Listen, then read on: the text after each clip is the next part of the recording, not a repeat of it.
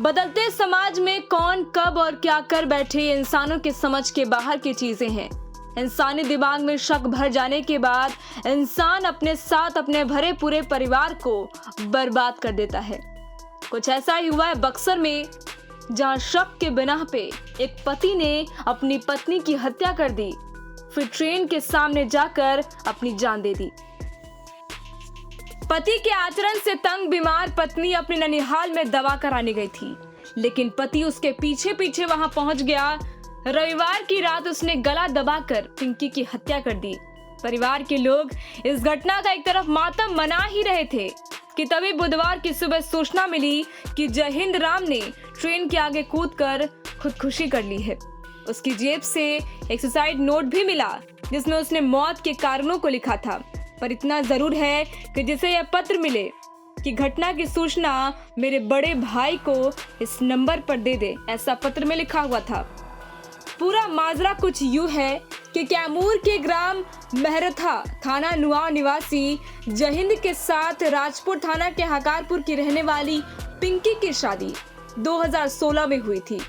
पति का आचरण अच्छा नहीं था, लेकिन पिंकी स्वभाव से अच्छी थी।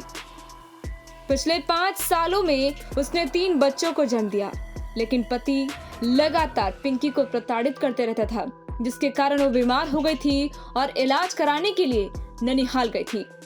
इसके बाद ये हादसा हुआ। टाइम 8 बिहार के लिए बक्सर से कपिंद्र किशोर की रिपोर्ट। बदलते समाज में कौन कब और क्या कर बैठे ये इंसानों के समझ के बाहर की चीजें हैं। इंसानी दिमाग में शक भर जाने के बाद इंसान अपने साथ अपने भरे पूरे परिवार को बर्बाद कर देता है। कुछ ऐसा ही हुआ है बक्सर में, जहां शक के बिना पे एक पति ने अपनी पत्नी की हत्या कर दी, फिर ट्रेन के सामने जाकर अपनी जान दे दी। पति के आचरण से तंग बीमार पत्नी अपने ननिहाल में दवा कराने गई थी, लेकिन पति उसके पीछे पीछे वहां पहुंच गया। रविवार की रात उसने गला दबाकर पिंकी की हत्या कर दी। परिवार के लोग इस घटना का एक तरफ मातम मना ही रहे थे कि तभी बुधवार की सुबह सूचना मिली कि जयहिंद राम ने ट्रेन के आगे कूदकर खुदकुशी कर ली है।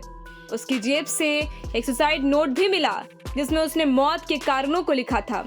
पर इतना जरूर है कि जिसे यह पत्र मिले कि घटना की सूचना मेरे बड़े भाई को इस नंबर पर दे दे, ऐसा पत्र में लिखा हुआ था। पूरा माजरा कुछ यूं है कि कैमूर के ग्राम मेहरथा थाना नुआ निवासी जयहिंद के साथ राजपुर थाना के हकारपुर की रहने वाली पिंकी की शादी 2016 में हुई थी।